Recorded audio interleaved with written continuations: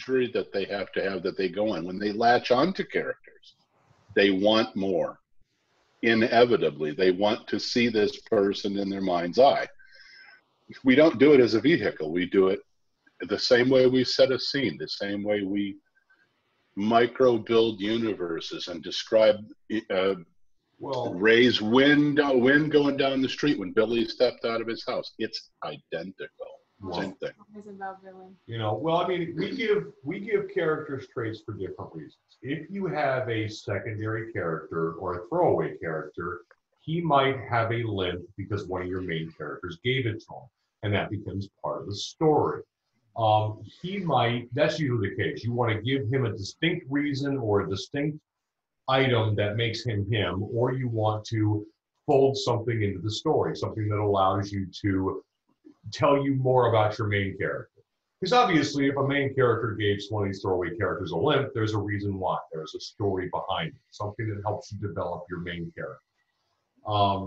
If you give your main character a trait, a limp, a lisp, you know, whatever it is that you give them, that usually helps define that character. Sometimes they're bitter about it. Sometimes they have more of a worldly view of it. But either way, it helps define who that character is.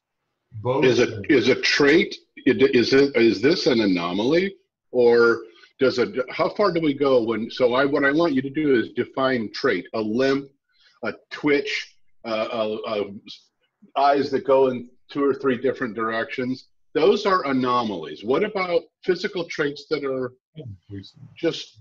If I were to describe either of you, it wouldn't necessarily be a bad thing. I would describe what I see. So right. Physical traits don't have to be something extreme or out of the ordinary or bizarre, they could right? be an affectation. They could be something as simple as a twitch or something as simple as a pronounced brow. I mean, a physical trait doesn't have to be over the top. There you go. I think that really what we're talking about here today, though, is not necessarily just describing what a character looks like so much as the things that you pick to point at in a character, whether it is something that was acquired or adopted or is just, you know, intrinsic to the characters, how they were made, that we write to, that we draw attention to. So, I mean, like initially when I moved into this, you know, topic, thinking about it, I was like, oh, you know, we'll talk about things like scars, and, you know, crap like that. But I mean, really, there's nothing different about a scar on a character's eyebrow and how we write to that than there is from, you know, someone's hooked nose or large hands or height or a pronounced physical disability or trait becomes part of the character, who the character is. Let's say you're writing a horror book and you have, in that book, you have a character who has a limp. So when he walks, it's thump, thump, he makes that sound. So all of a sudden, when you're later on in the book describing this, you know, all of a sudden the person's in the basement and what does he hear? Thump. You have now told him exactly who's upstairs, who the character is. That limp has become almost a character unto itself because it is. It's an identifier, but it's a way to see behind it. There's a reason why somebody has a limp. Maybe he got caught in his leg got torn off in a corn picker and they had to sew it back on in the field and they didn't do a very good job. Whoever with Glacia was hanging out with when she got beat up and her nose got broken. Right. She was exactly at the bus station or wherever that was. So it's more than a prop. It's more than it's a communicator. It's a method to see a little bit further beyond those veils if we describe it properly, especially if you write back to it later in Rages. So. That is true. I mean, it becomes the major. Glacia's got this, you assholes are missing the point expression. No. I was just thinking about one specific character of mine who has an identifying trait that actually hasn't come, like the explanation.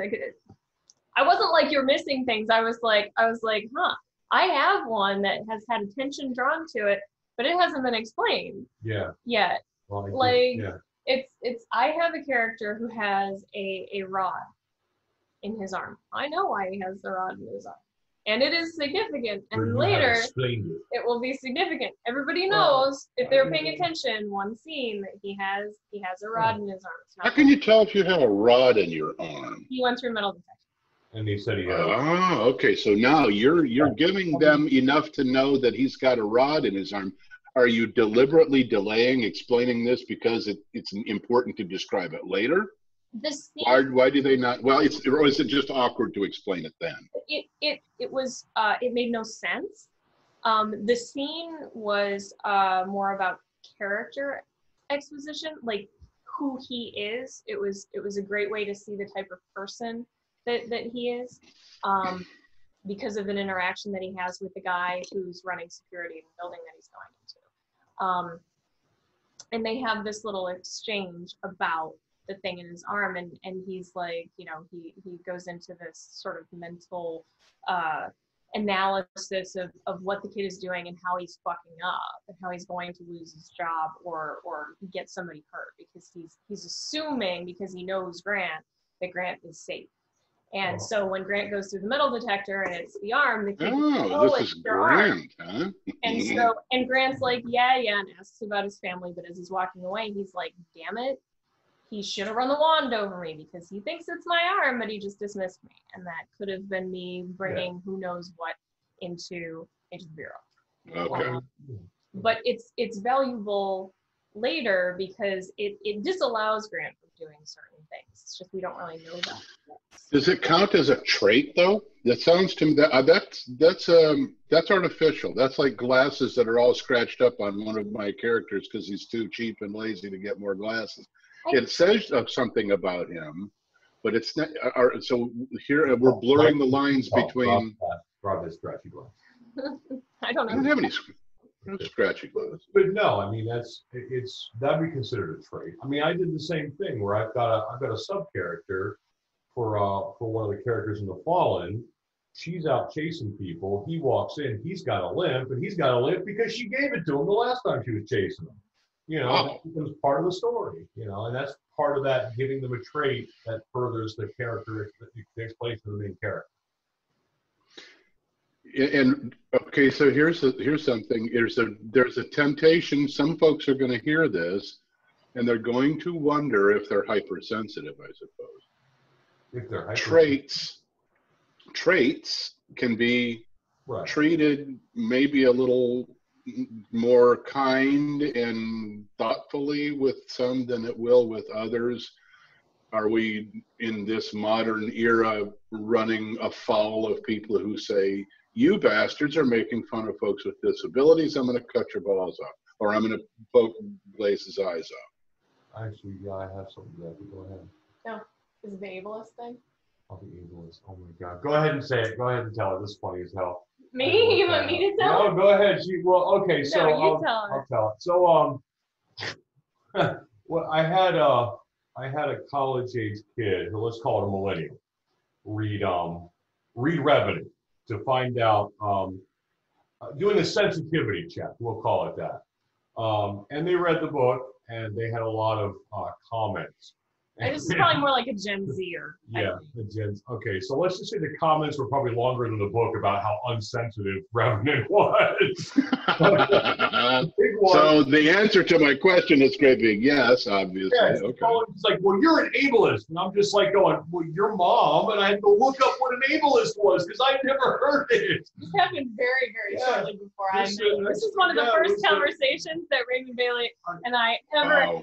He's like, I don't even know what the fuck that is. I had no idea what an ableist was. I had to go look it up and went, wow, she insulted me, and I felt stupid at the same time. That's awesome. But you learned. Awesome. But I mean, when it comes to characters and traits, if somebody's got a hair lip, they got one of the hair lips, when you're describing the interaction between other characters, they might particularly avoid that. They may avoid looking at his hair lip or talking about it. And the character can go, I know what they're doing because everybody does this. Everybody does this to me.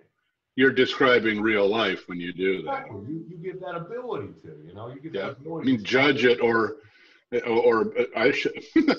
Maybe I'm a nihilist. I don't know about what is it? Enablist? Ableist. Yeah. I want to be one now. I'm bitter. I haven't been accused of being an ableist. You might be a nihilist. You can be a nihilist. You can be both. Don't worry. Okay. All right. No judgment here. No judgment. Sorry.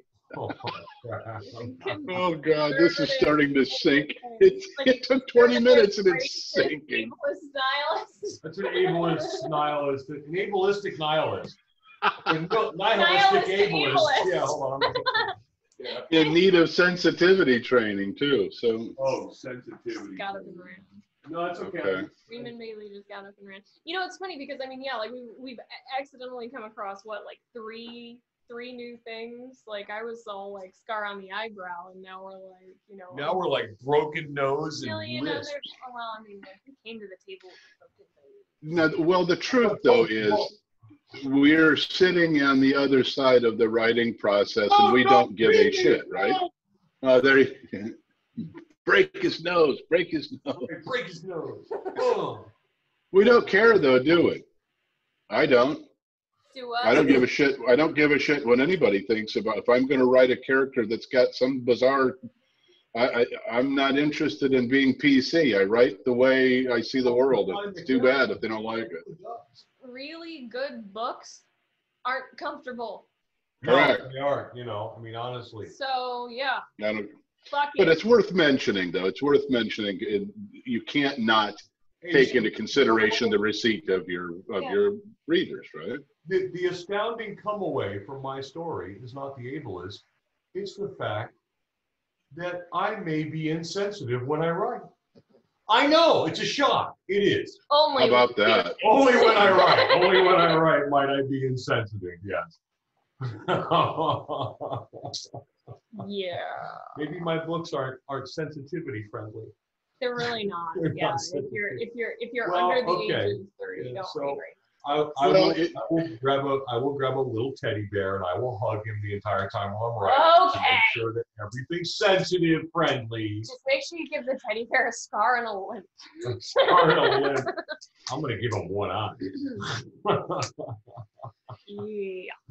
Yeah. So yeah, I'm having to expand my idea of what this was like when I came into this. Like I have one character who is very, very, very obvious physical.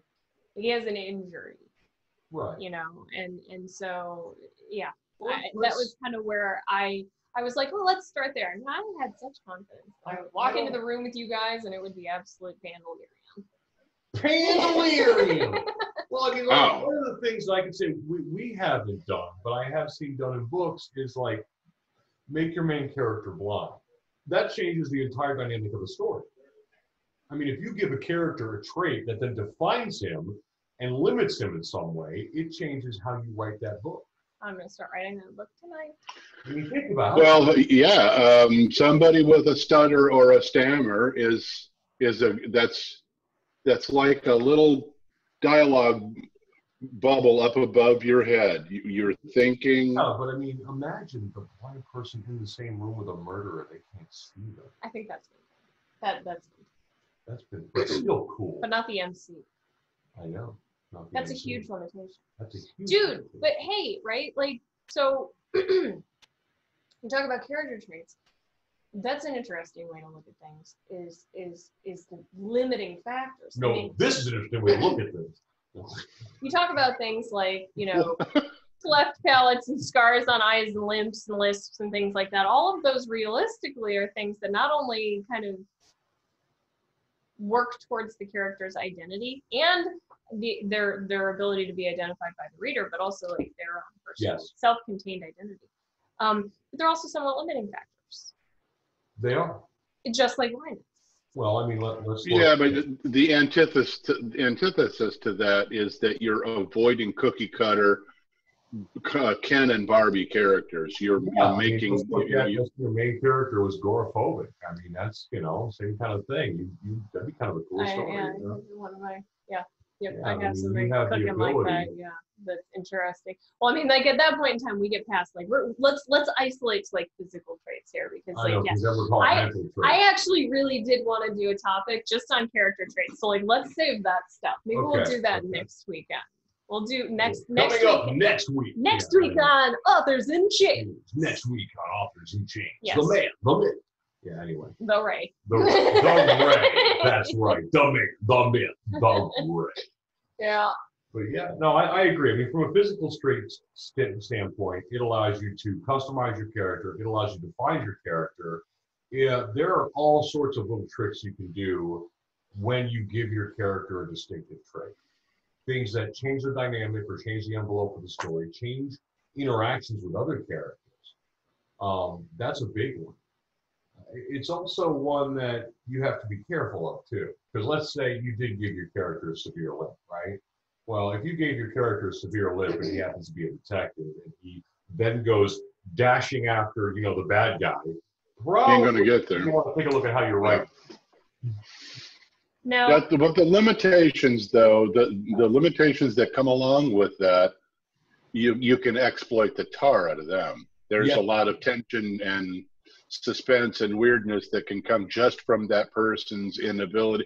One eye's gammy and goes, it's made out of porcelain. It doesn't see for shit. Okay, now I don't have stereoscopic vision. That limits that character. So now I can attack that. I can use that to either a bad guy's advantage or just simply to make the reader squirm, because it's fun to do that too.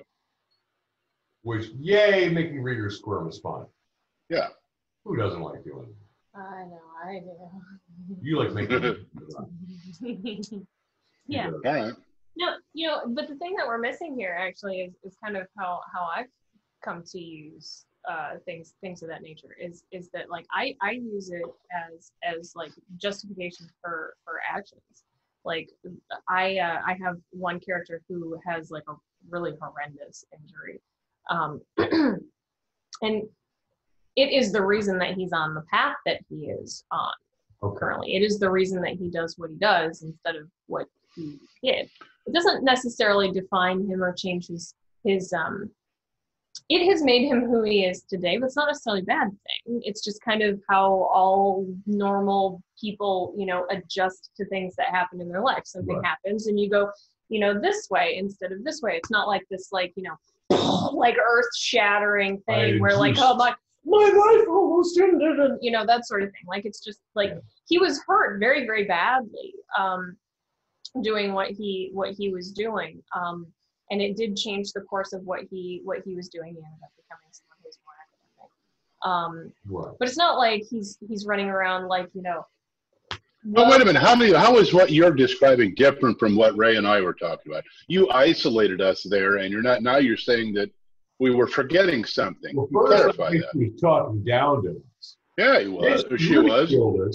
She was looking down her cleft nose at us. If you're not sure if it's done to you, then I'm definitely doing it wrong. See, I'm telling you. See, then she ridicules us. Then she pokes fun. Then she says the exact same thing we did, except it's supposed to be smarter. The thing is that I guess it's like sometimes these things are not really relevant to the story.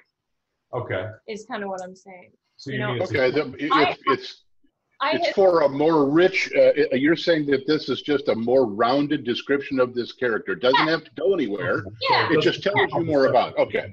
Fair enough. Absolutely. Yeah. I mean, like the thing that I'm talking about in this specific instance was brought to the attention of the reader because it was a bit of like a bonding experience between two characters. And you get a little bit of exposition on the one MC, which is nice. You get a little bit of his history. He tells the story. How he tells the story is relevant. You learn a lot about him, not just the story itself, but in how he presents it. I dig it. Yeah, but it has no bearing on the story at all. Right. Nope, it doesn't need to. I could have left it out and it wouldn't. I could have done the same exposition in another way.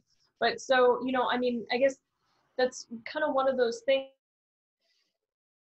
that you can use as, I'm really shy away from saying, using things as tools or as vehicles, but realistically, that's really what that is. As opposed to gimmicks. Yeah, I guess Well, it wouldn't be a gimmick, would it? No, I don't think it's a gimmick. I think it lets you see a character in multi dimensions, and there's nothing wrong with that at all. It doesn't have to have anything to do with the story. I can describe a character, and in my particular viewpoint of the world, I can say that it's a guy at Home Depot, and he's got an Ohio State jacket on, and as a Michigan person, I'm going to make a jackass out of him because I hate Ohio State. Anybody but there's people you assign values to things, right? And that what you're describing, it doesn't have to be any part of the story, but it makes you, it draws out those judgments. It draws out those suspicions and the likes and the dislikes. That's rounding out the character. Well, doesn't have to guide them. Additionally, here's the other thing. I'm thinking further into that this particular character and this particular physical trait. Apart from that, it's important to look at how one character's, you kind of hit on this a bit ago, I think, how one character's trait, injury, whatever the case may be, in this case it was an injury, actually impacts other people. Because in this particular instance, with my MC and his injury, his ex-wife, who is absolutely antagonistic, she's a total fucking bitch, she's a hateful character, her hateful nature is actually seems more reasonable. She ends up seeming more sympathetic. About to say, I told you to stop writing stories about. Once you understand why it is that she is the way that she is. So again, I guess to go back to what you're saying, Rob, is that this is an opportunity to be able to create a universe, and not just an individual character, but the entire universe and all the characters and how they interact with each other that is more well-rounded, that is more multifaceted and complex as, real But life really is. It's the way life is. People watching is the nucleus of this kind of behavior. When you sit at an airport and you're watching people go by, I assign lives to these people. I decide I like them or dislike them based on the flimsiest of expedients. But that's really that's what we're doing. We're creating a tunnel of vision for people who can't see it. It's in our brain. We've got to get it through the mechanism of this book into another brain. And that seeing in their mind's eye is a big deal. It's a great big giant deal. And the better you do that, the tangential ancillary stuff that attaches to this character, along the way, they are grateful because they don't have to wonder. They're seeing so much more than just the characters' movement through the book. They're seeing backstory. They're seeing side stories. They're seeing things that they encounter in real life with real people. It makes it more genuine, let us say. True. I just lost what I was going to say. It was really good. God damn it. Yeah, it was. Here's the thing, right? Was it antagonistic or? Was it antagonistic? I try to make sure that none of what I say is antagonistic. God damn it. It's like, don't say something that I don't aim to do. But I mean, like, look, okay, let's do this from the other perspective, right? Like, let's talk about how, everything that we have said thus far has something to do with what we are doing as writers for readers. But let's go the other way. Okay, let's talk about what we do just for ourselves. As writers, as authors, I know that I have at least 2 or 3 characters who have little physical weird things that, like, I know why. And it makes me know them more. And it makes me be able to write them with a little bit more fluency because I know where they come from and they're, the little things that have shaped them throughout their lives. And that doesn't have anything to do with the reader. That has to do with me knowing how somebody grew up or how somebody behaves when they go home. Is that because you don't allow the reader to know the things you know about that character? Do you deliberately withhold them? Not necessarily. Sometimes it's just not important. Depends on the situation. Yeah, sometimes it's just a matter of not necessarily being vital information. Do you know what I mean? So what do you do? What would you say to a reader who has suspicions or goes down the path of their own about that little thing that you didn't tell them? What about that? More power to them. Okay, good. If somebody is sharp enough to be able to catch the little things that I, sort of not really necessarily draw attention to, but mention in passing when I am, writing a character interaction, because I generally don't necessarily do it in straight out narrative. I'll do it in a within some sort of a dialogue or something like that, or when one character meets another. Actually, this is a funny thing. This is a little sidebar. And if we're talking about like physical appearance and stuff like that, is when and how to describe a character and when to give them. I know I have a rule that I only allow my narrator to describe a character when one of my POV characters meets them. That's it. That's the rule.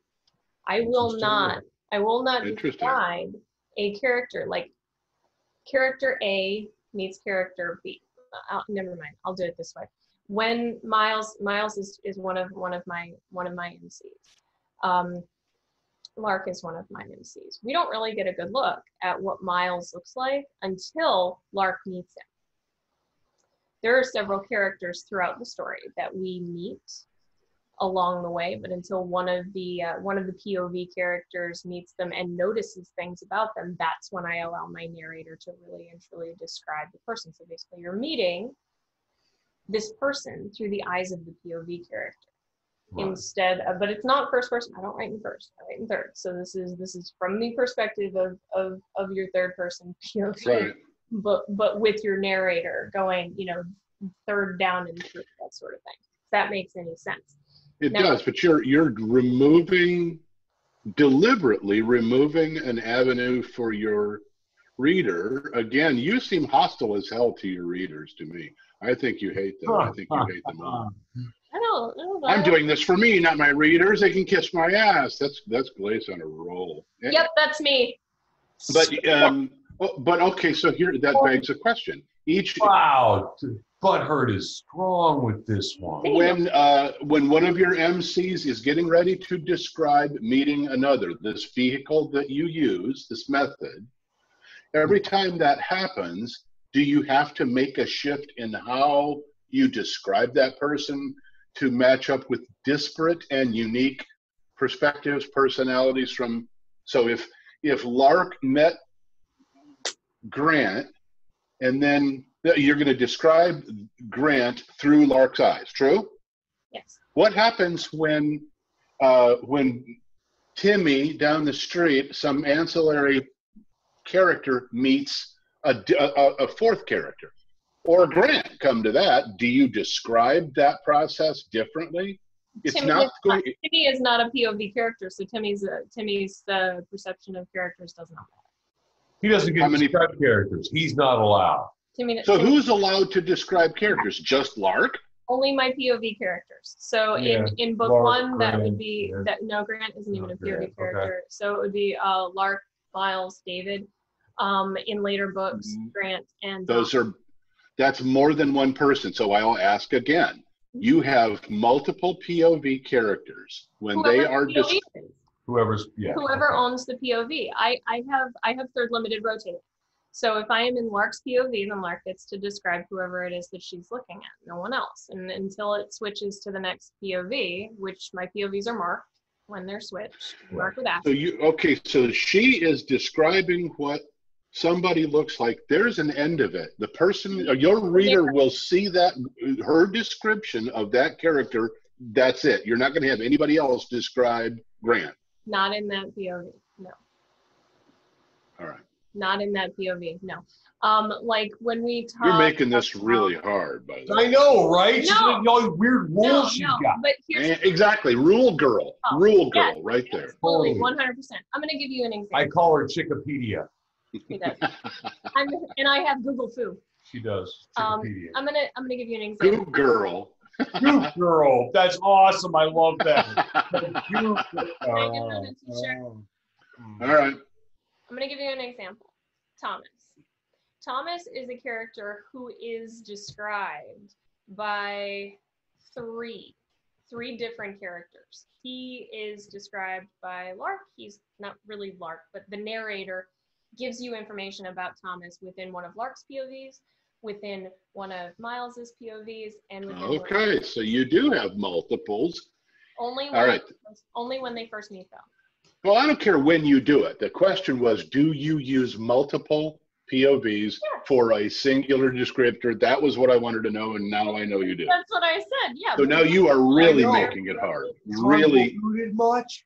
boy howdy. I don't see the problem here. I really No, I know you don't.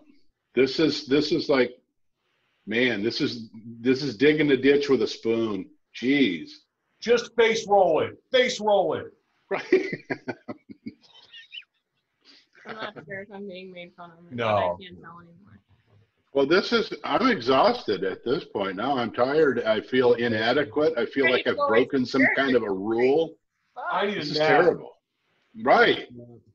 I'm going to get another ginger ale, and I'm going to lay up in the corner and wet my pants and suck my thumb and contemplate. I didn't think you were going to Is it a Saturday already? That's awesome. Oh, man, I can't believe you said thumb. That's not what I was I know it's you. Quiet you. All right, it's been a great episode, guys. Boy, we have. Oh, it's been a great episode. Okay. So today we have covered on episode 38 physical traits, how Glacia does her weird, crazy POV rules. Right. I was just trying to. Are we sure this is 38, really? It's 38. It's 38. Did you count? Yep, we Okay. counted. I even used fingers. Attaboy. I used toes. I- She's still counting. She's still trying to count. All right. So next week, did you decide, Glacia, that we're going to go into things that are quirky in their brains now, or we're going to go? Do you want it? Character, I don't. funny brains. Next on AIC. I have. We have a thing or two to talk about, but yeah, maybe. We have a thing or two or We five. have a bunch of things to talk about. We We have have five. the Google We thing have too. five. Goo Girl strikes again. Goo girl. All right. Good. All right. Well, with that, then I'm going to go eat my dinner and contemplate life and regret not giving something more in the way of a twig or a titch or a. Like, what are they? When, Yeah, that was it. Sure. Oh God. Remember that? That was like, yeah. Oh God, what was that?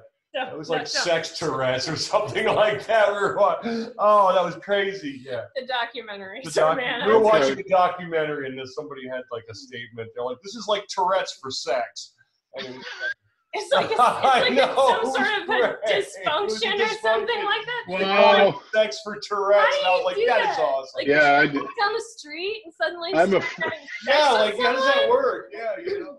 Sorry, he's got Tourette's. Poor little Jimmy at that point, Grandma, you know. I mean, And now we go to hell. oh, what? All right. Too soon? All right.